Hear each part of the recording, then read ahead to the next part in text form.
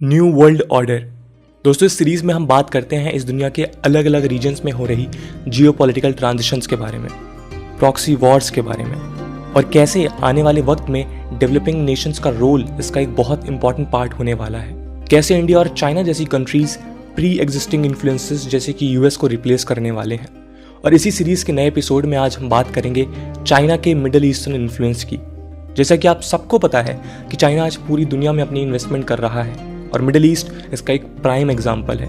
इस वीडियो में हम जानेंगे कि कौन कौन सी मिडिल ईस्टर्न कंट्रीज हैं जिसके साथ चाइना के स्ट्रॉन्ग टाइज हैं, कैसे चाइना ने मिडिल ईस्टर्न स्टेबिलिटी पे ध्यान दिए बिना आज इतनी हैवी इन्वेस्टमेंट कर ली उस रीजन में। और एक ऐसा वक्त जब यूएस कुछ खास इंटरेस्ट नहीं दिखा रहा मिडिल ईस्टर्न रीजन में, क्या चाइना इस सब का फायदा उठा सकता है और ये इंडिया को कितना अफेक्ट करेगा, जानते हैं इस वीडियो।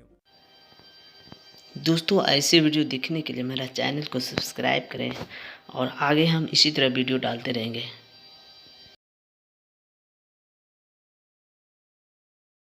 यह है Amin Hassan Nasser, CEO of Saudi Aramco, और इनका कहना है कि चाइना की एनर्जी सिक्योरिटी इनकी हाईएस्ट प्रायोरिटी रहेगी आने वाले सिर्फ 5 या 6 सालों में नहीं बल्कि 50 सालों तक। और ये कोई वन साइडेड फेवर नहीं है। 2021 के शुरुआती 2 महीनों में सऊदी अरेबिया चाइना का टॉप ऑयल सपोर्टर रहा with a supply of 1.86 million barrels per day, जबकि 2020 में ये पोजीशन रशिया के पास थी। और ये सिर्फ सऊदी की बात नहीं है। Recently Chinese foreign minister Wang Yi Iran पहुंचे and according to media reports China Iran के साथ 25 इयर्स कॉपरेशन प्रोग्राम साइन करने जा रहा है, जिसके अंदर China is going to invest $400 billion in Iran in next 25 years. पर चाइना ये सब क्यों कर रहा है मिडिल ईस्ट में? क्या पॉसिबल इंटरेस्ट हो सकते हैं चाइना के इन मिडिल ईस्ट रीजन? पर उसके पहले शायद ये जानना जरूरी है कि चाइना के मिडिल ईस्टर्न इन्वॉल्वमेंट की शुरुआत हुई कहां से।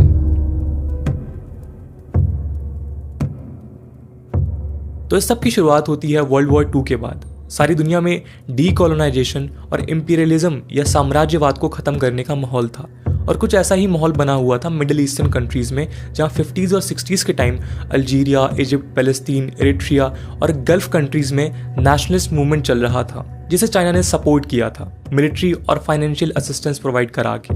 इसके अलावा 1960s में ही चाइना ने इंसर्जेंट मूवमेंट को सपोर्ट किया था, and that was the only time जब कुछ रीजनल गवर्नमेंट्स के साथ चाइनीज रिलेशंस में डिप देखने को मिला। बट 70s के बाद ज्यादातर रीजनल कॉन्फ्लिक्ट्स में चाइना ने इंटरफेयर नहीं किया। बात नेशनलिस्ट मूवमेंट और इंसर्जेंसी से आगे बढ़ती है और 70s और 80s का टाइम आता है, और ये वक्त होता है ईरान इराक वॉर का।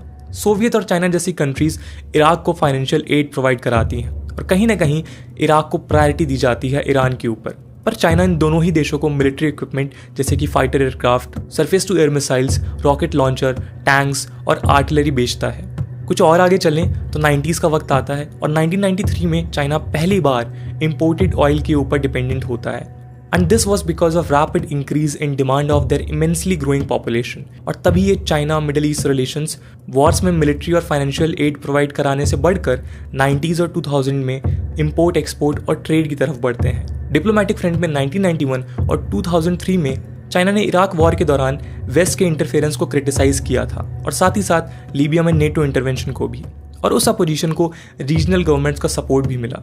पर इसके अलावा चाइना कभी बहुत ज़्यादा कंसर्न नहीं रहा रीजनल कॉन्फ्लिक्ट्स, वॉर या स्टेबिलिटी को लेकर। इसके पीछे 2 रीजंस हैं। पहला, ऐसा करने से चाइना अपने रिलेशंस बैलेंस रख पाता है विद द कॉन्फ्लिक्टिंग नेशंस, और दूसरा, चाइना को शायद कंसर्न करने की जरूरत ही नहीं पड़ी बिकॉज यूएस ऑलरेडी स्टेबिलिटी और सिक्योरिटी को लेकर हाइपर सेंसिटिव है।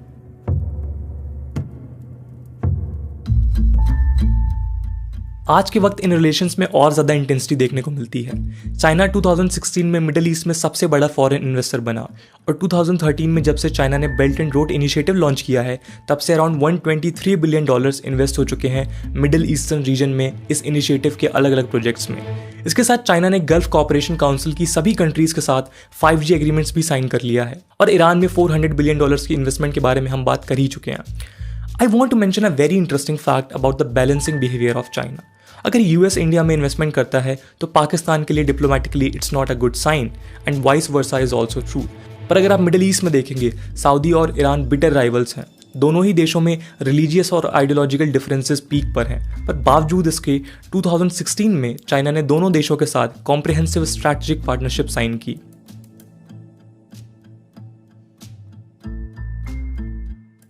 चाइना यूएस को इनडायरेक्टली ही सही पर इस दुनिया के हर रीजन में डिप्लोमेटिकली काउंटर कर रहा है, even in the middle eastern reason. पर ये सिर्फ अकेला इंटरेस्ट नहीं है चाइना का मिडिल ईस्ट में। China is a huge country and it's fascinated by energy. China ensure कर रहा है कि उनको ऑयल सपोर्ट का एक रिलायबल और फ्री फ्लोइंग पार्टनर मिले, और इसके लिए चाइना मिडिल ईस्ट के साथ अपने रिलेशंस में हर तरह से इन्वेस्ट कर रहा है और अपने ऑयल डिपेंडेंसी को किसी भी और रीजन के अलावा मिडिल ईस्ट पे बढ़ा रहा है। और इस बात को ऐसे समझा जा सकता है कि चाइना के टॉप 10 ऑयल सोर्सेज में से 6 मिडिल ईस्ट में हैं। एक और हिडन इंटरेस्ट है चाइना का मिडिल ईस्ट में कि वो अपने डोमेस्टिक पॉलिसीज और इंटरनेशनल क्रिटिसिज्म को बैलेंस करने के बारे में सोच रहा है। मिडिल ईस्ट और सेंट्रल एशियन कंट्रीज में huge amount of Muslim population है, और अगर चाइना की जैसी नीतियां उइगुर मुस्लिम्स को लेकर रही हैं, फ्यूचर में चांसेस थे कि ये सारी इस्लामिक कंट्रीज चाइना को पब्लिकली क्रिटिसाइज करती। But with such hefty investments human right violations को नॉर्मलाइज होने में टाइम नहीं लगता।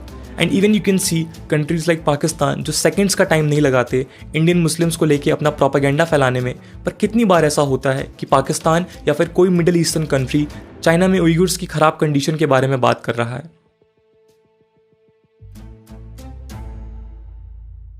चाइना ने मिडिल ईस्ट में कभी मिलिट्री एक्सपेंशन में इंटरेस्ट नहीं दिखाया और ना ही उनको जरूरत पड़ी, and there were multiple reasons for this. First reason is China का मेन फोकस एनर्जी सस्टेनेबिलिटी और इकोनॉमिकल गेन्स पे था, और उन्होंने ये काम किसी भी और कंट्री से बेहतर किया। द सेकेंड रीजन इज अगर चाइना मिडिल ईस्टर्न स्टेबिलिटी पे ध्यान देता तो उसे साइड्स लेनी पड़ती, सैंक्शंस लगाने पड़ते, और उस स्टेट में चाइना आज के जैसे 2 राइवल नेशंस के साथ ट्रेड का इतना अच्छा फ्री फ्लो नहीं कर पाता। And the third reason is US already middle eastern region में स्टेबिलिटी और कॉन्फ्लिक्ट्स को लेके काफी ज्यादा एक्टिव है, आइदर इट्स सैंक्शंस और air strikes. And the prime example is assassination of Qasem Soleimani in Trump's administration और रिसेंटली सऊदी अरेबिया पर लगाए गए यूएस सैंक्शंस। यूएस ने सालों से मिडिल ईस्ट में राइवल्स और एलाइज बांट रखे हैं। हालांकि वे चेंजिंग प्रेसिडेंट इनकी डायमेंशंस चेंज होती रहती हैं, पर यूएस के पास थ्योरी तो है सही एलाइज और राइवल्स की, जबकि China is like friend to all and enemy to none. और उन्होंने इस बात को साबित किया है इजराइल, ईरान और सऊदी के साथ स्टेबल रिलेशंस मेंटेन करके। चाइना ने पीस थ्रू डेवलपमेंट को अप्रोच किया है। इट्स लाइक आप इकोनॉमिकल डेवलपमेंट करते रहें and peace will follow you, जबकि यूएस बिलीव करता है पॉलिटिकली, डिप्लोमेटिकली और एथिकली करेक्ट होने में। उनका मानना है for development of a region एक डेमोक्रेसी का होना, ह्यूमन राइट्स, सिविल राइट्स का होना जरूरी है। चाइना जब भी इन्वेस्ट करता है वो कभी ये नहीं सोचता कि यहाँ पे वुमेन राइट्स है या नहीं है, तानाशाही है या स्टेबल डेमोक्रेसी है, जबकि यूएस पॉलिटिकल रिफॉर्म्स की बात करता है as compare to China's unconditional investment.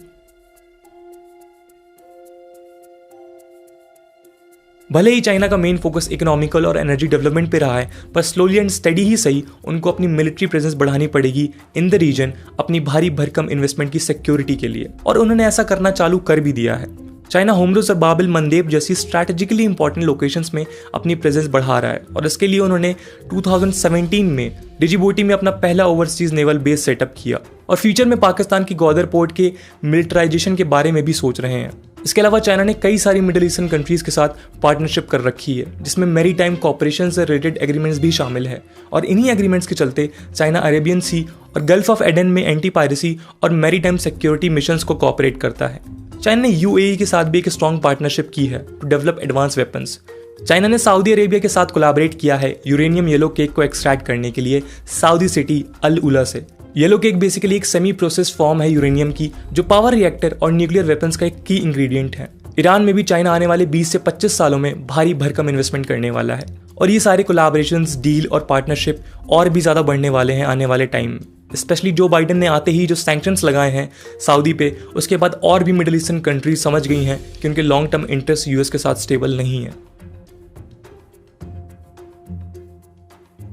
China को अपनी मिलिट्री प्रेजेंस मिडिल ईस्ट में बढ़ानी ही पड़ेगी, and it may lead to conflict in the region between China and US. और साथ में रशिया भी इस चीज से ऑफेंड हो सकता है, क्योंकि रशिया की भी हिस्टोरिकल प्रेजेंस रही है मिडिल ईस्ट में, और ना सिर्फ historical presence, Russia middle east को अपनी मेजर डिफेंस मार्केट मानता है। और चाइना के रवैये को देखते हुए ये कहना मुश्किल नहीं है कि आने वाले टाइम में मिडिल ईस्टर्न कंट्रीज अपनी डिफेंस परचेज प्रायोरिटीज चाइना की तरफ मोड़ सकती हैं। इंडिया के लिए भी एक मेजर सेटबैक साबित होगा। हम ऑलरेडी पाकिस्तान से वेस्ट में, चाइना से नॉर्थ और इंडो पैसिफिक रीजन में कॉन्फ्लिक्ट्स में इन्वॉल्व हैं, और हम अभी के लिए बिल्कुल भी अफोर्ड नहीं कर सकते कि चाइना मिडिल ईस्ट में इंडिया के खिलाफ किसी भी तौर पे कोई भी फ्रंट खोले, आइदर इट्स जियोपॉलिटिकल और इकोनॉमिकल। यूएस जिस पॉलिसी पे भी काम कर रहा है it's not sustainable. May be उनको लग रहा है China is doing only trade, but who do not know about that डेब्ट ट्रैप गेम्स। और इसका असर दिखने भी लगा है। सऊदी अरेबिया ने इंडिया की क्रूड ऑयल के प्राइस को कट करने की रिक्वेस्ट को सिरे से नकार दिया। लास्ट ईयर इजराइल ने ट्रंप एडमिनिस्ट्रेशन की हाइफा पोर्ट को इंस्पेक्ट करने की रिक्वेस्ट को नहीं माना and it's just getting started. जल्दी यूएस इंडिया जैसी पावर्स को इसका कुछ परमानेंट सॉल्यूशन ढूंढना होगा और जो बाइडेन एडमिनिस्ट्रेशन को पार्टी के आइडियोलॉजिकल फ्रेमवर्क से बाहर निकल के कंट्रीज को चाइना की तरफ धकेलना बंद करना होगा। दोस्तों आज की वीडियो के लिए इतना ही। आई होप आपको ये वीडियो पसंद आई होगी। मिलते हैं नेक्स्ट वीडियो में। जय हिंद, जय भारत।